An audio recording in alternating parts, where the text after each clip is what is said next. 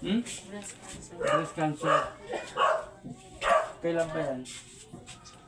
September. September. Nadetect na nila ng September. Okay, ito. Tulungan mo ang sarili mo. Lumapit tayo sa Panginoon. Kung ano mang kasalanan mo, humingi ka ng tawad. At sana mawala yung sakit mo. Okay? At kung ano yung dapat mong baguhin na may papangako mo sa Panginoon, sa ating Ama, para bigyan ka pa niya ng another buhay. Na? Ano bang ano sa'yo sa pagka-breast cancer mo? Ilang taon pa ang ano? Wala naman sinabi. Wala naman. Sige, apat ang bumibira sa'yo. Wala ka ba na anong tao? Huwag mo sasabihin ang pangalan. Nakaaway ko. Oo. Alitan. Sigurado ka. Sige, tingnan natin. Kailangan ito lubigan araw-araw ah. Painumin, tapos kailangan langgasan mo yung ano, yung sa dibdib o ano man yung sugat. Na, Lubigan din siya, sir. lubigan. Pero ito hindi ako bibilang ng piraso. Kailangan niya marami. Oo, araw-araw. Tapos, sakali na maging maayos ang ano sa'yo, ng lubigan, magpa-check up ka ulit. Okay. Kaya ako ng ano yun, 29. Okay. Paa. Dito. Sandal lang. Sandal lang katawan, tapos paa dito. Yan, kaya lang. Ito lang, papel lang ipang-ibig ko sa'yo. Ang isang tao, kung walang kulang, abutin tayo ng December, ng Pasko, hindi ka masasaktan. Pero may nakita ko sa'yong kulang, 4 ang bumibira sa'yo.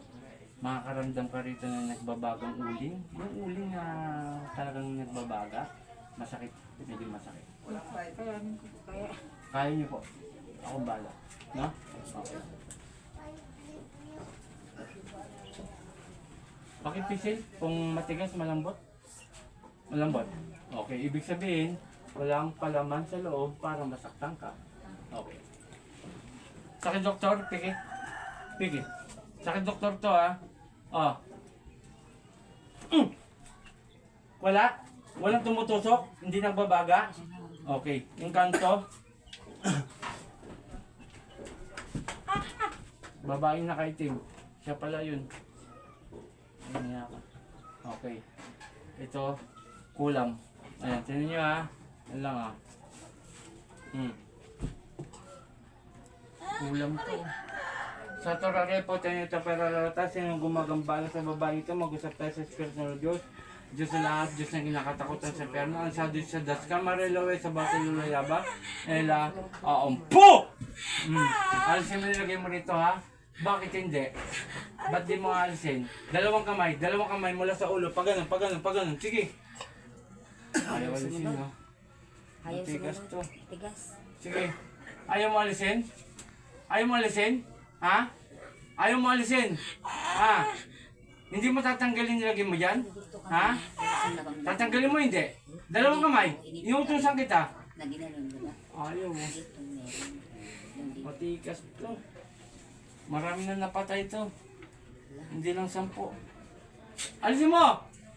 Ayaw mo? Buti nga. Ikulong ko to. Ayun na.